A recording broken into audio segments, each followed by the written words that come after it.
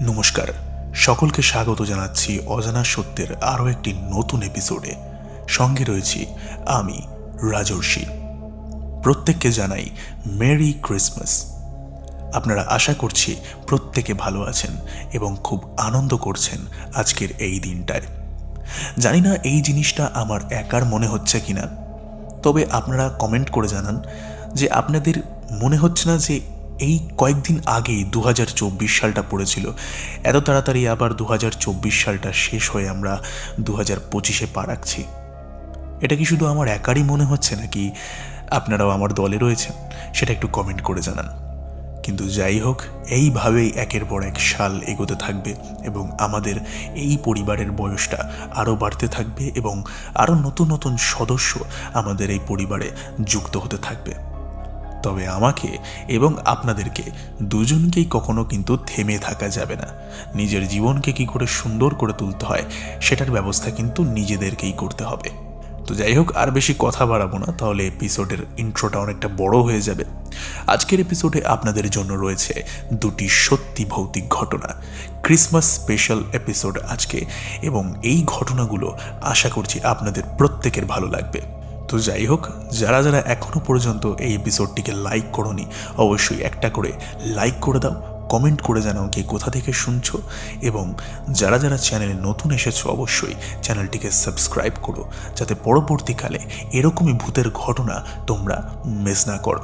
শুরু করছি আজকের প্রথম ঘটনা।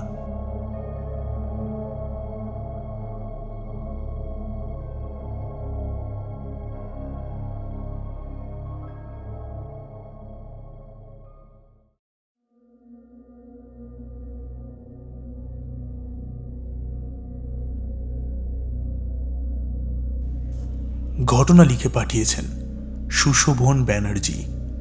সে যেরকম করে লিখেছে আমি সেরকম করেই পড়ে শোনাচ্ছি।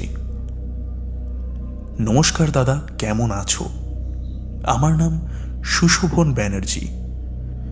আমি পূর্ব বর্ধমান থেকে বলছি এবং ক্লাস 12-এ পাঠরত। আমি তোমার চ্যানেলকে ফলো করছি মাস 6 থেকে।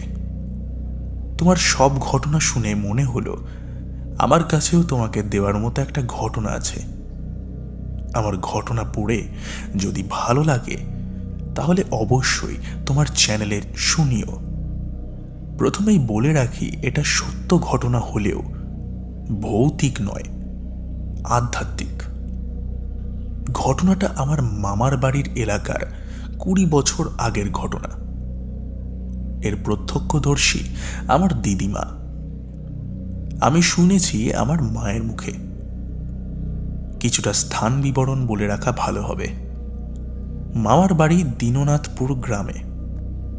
শুরুর দিকে মামাদের মাটির 2 তলা বাড়ি ছিল। বাড়ির সামনে পুকুর, পুকুরের ওই পারে একটা রাস্তা, রাস্তার ওপারে মালিদের বাড়ি।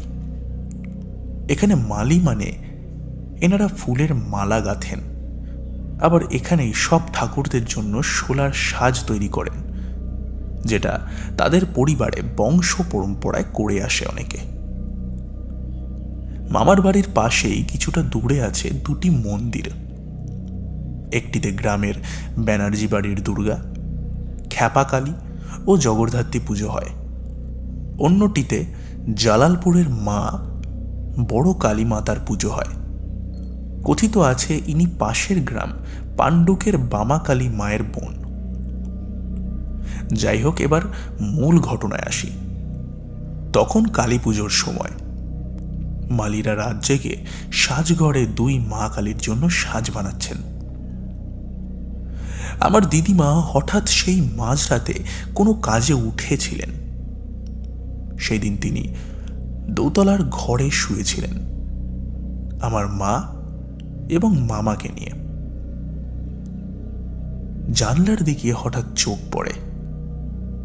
এরপর তিনি যা দেখলেন তা হলো কিছুটা এই রকম। হালকা কুয়াশায় ঘেরা নিঝুম রাত। মালিরা কাজ করছেন সাজঘরে। আকাশের চাঁদের আলোয় আর সাজঘরের আলোয় অনেকটাই পরিষ্কার দেখা যাচ্ছিল রাস্তাটা। দিদিমা দেখলেন লাল পাড় সাদা শাড়ি পরিহিতা এক সুন্দরী রমণী, আর অবিশ্বাস্যভাবে ভীষণ লম্বা সেই রমণী, প্রায় দোতলা বাড়ির সমান লম্বা। সেই মেয়ে হাঁটতে হাঁটতে গেল সাজঘরের সামনে। রাস্তা থেকে উকি মেরে সাজঘরের মালিদের কাজ দেখতে লাগলো কিছুক্ষণ। তারপর আবার সেই মেয়ে হেঁটে হেঁটে চলে গেল এবং সেই গলি দিয়ে গেল যেই গলিতে বড় মার মন্দির। এরপরে দিদিমা ভয় আর উদ্বেগে সারা রাত ঘুমাতে পারেনি। পরের দিন সকালে তিনি সবার আগে মালিদের সাথে দেখা করে এবং সব ঘটনা খুলে বলে। এরপর প্রবীণ মালিরা যা বলল তা হলো, শোনো মা, যা দেখেছ তোমার অনেক পুণ্য হয়েছে, তুমি অনেক ভাগ্যবান তাই দেখেছ। ওই মেয়ে যে অন্য কেউ নয়, ও যে বড় মা। বড় মা আর ব্যানার্জিদের খ্যাপা মা আমাদের সাজ তৈরি দেখতে আসেন। প্রতি বছর এই সময় বড় মা প্রতি রাতে এবং খ্যাপা মা মাঝে মাঝে আসেন। আমরা অনুভব করি কেউ আমাদের কাজ দেখছে, কিন্তু আমরা তাদের মুখ দেখি না। ওদিকে অল্প মন দিলেই বুঝি সত্যিই কেউ দাঁড়িয়ে আছে।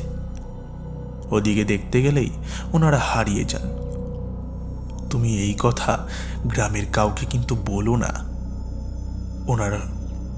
ওনারা সত্যিই ভীষণ মমতাময়ী। যে বছর আমরা সাজ পাল্টালাম সে বছর কি হয়েছিল জানো?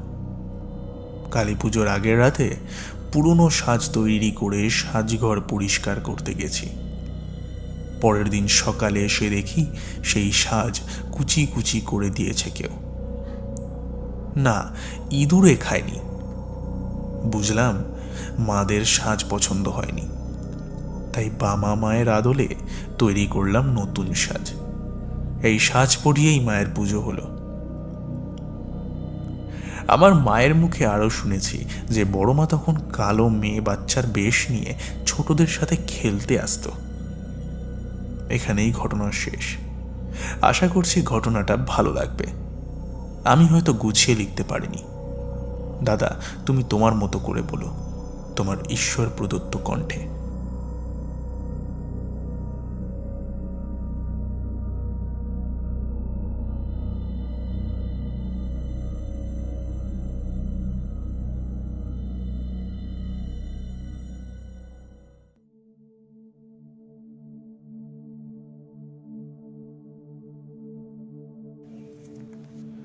দেখুন, আমাদের মধ্যে কিছু এমন মানুষেরা আছে যারা ভূত বিশ্বাস করে না এবং ভগবানকেও বিশ্বাস করে না।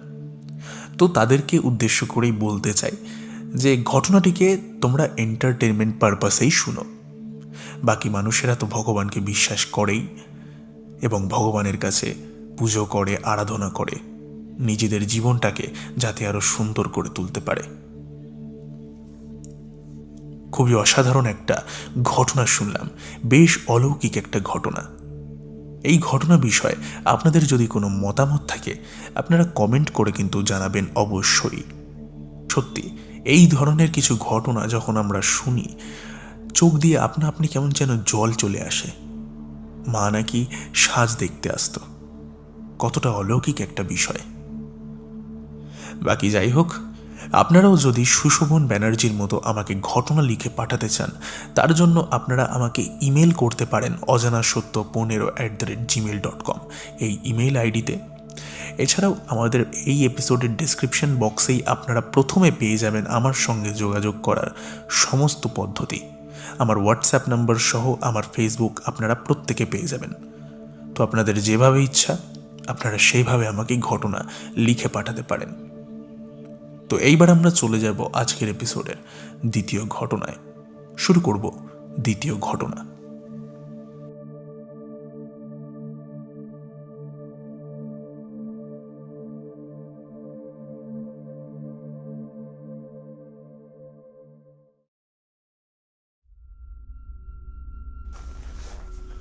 ঘটনা যিনি লিখে পাঠিয়েছেন তার নামটি তিনি আমাকে জানাননি। তার কথা অনুযায়ী তিনি ঘটনাটি এক জায়গা থেকে শুনেছেন এবং সংগ্রহ করেছেন। তো আমাকে যেরকম করে লিখে পাঠানো হয়েছে আমি সেরকম করেই পড়ে শোনাচ্ছি। আমার সঙ্গে ঘটে যাওয়া একটা ভৌতিক ঘটনা। আমি আমার নানুর বাড়িতে যাই। এর আগেও আমি অনেকবার গেছি, কোনো সমস্যা হয়নি, কিন্তু এইবার যাওয়ার পরে রাতের ঘুম হারাম হয়ে গেছিল। রাতে আমি আমার খালাতো বোনের সাথে ঘুমাতাম। আমার খালাতো বোন পড়ছিল। তখন নানুর বাড়িতে বাইরে বাথরুম ছিল, আর যেই জায়গায় বাথরুমটা ছিল সেই জায়গায় অনেকে অনেক কিছু দেখেছে। আমি এইসব না ভেবে রাত 10টার দিকে একা একা বাথরুমে গেছিলাম। বাথরুমে যাওয়ার পর আমি হঠাৎ করে নুপুরের শব্দ শুনতে পাই। আমি ভাবলাম এটা হয়তো আমার মনের ভুল। পরে যখন আমি বাথরুম থেকে বের হয়ে হাত ধুতে গেলাম, তখন দেখি আবারও সেই একই শব্দ। আমি কিছুটা ভয় পেয়ে গেলাম। সাথে সাথে আমার খালাতো বোন, ওকে আমি জোরে চিৎকার করে ডাক দিলাম। ও আসলে এইসবে এতটা ভয় পায় না। পরে আমরা ঘরে আসলাম। এরপর রাত তখন 11টা। আমরা সবাই শুয়ে পড়লাম। সঙ্গে সঙ্গে সবাই শুয়ে পড়ল। আমিও প্রায় ঘুমিয়ে যাব, এমন সময় কেউ বলছে, আমার সাথে ফাঁকিবাজি করে লাভ নেই, একদিন তো ধরা পড়বাই। আমি অনেক ভয় পেয়ে গেলাম। তারপর দেখি কে যেন দরজা টুককাচ্ছে। তখন আমার মামা বাইরে ছিল, তাই ভাবলাম মামা হয়তো। আমি দরজা খুলে দেখি কেউ নেই। আমি মামাকে ডাকলাম। পরে আবারও সেই কণ্ঠটা বলে ওঠে, কাউকে ডেকে লাভ নেই। আমি তাড়াতাড়ি করে দরজাটা লাগাতেই যাব, তখন দেখি দরজাটা লাগছে না। পরে আপুকে ডাক দিলাম। আপু দরজা লাগিয়ে দিল।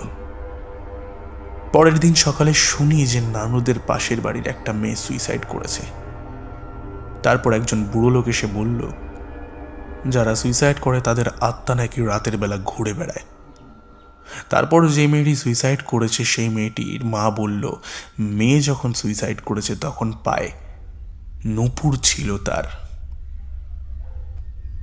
তখন আমি মনে মনে ভাবলাম যে আমি গতকাল রাতে যে নুপুরের আওয়াজটা পেয়েছিলাম, সেই নুপুর পরা ব্যক্তিটা ওই মেয়েটাই। দাদা, এটাই ছিল ঘটে যাওয়া একটা ঘটনা। এটা আমি আমার কাকার মুখ থেকে শুনেছি। যেমনটা শুনেছি তেমনটা তোমাকে লিখলাম। আশা করছি তোমার ভালো লাগবে। ছোট ছোট দুটি ঘটনা দিয়ে আজকের এপিসোডটাকে আমি শেষ করছি। আশা করছি আজকের এপিসোডটা আপনারা ভালো লেগেছে।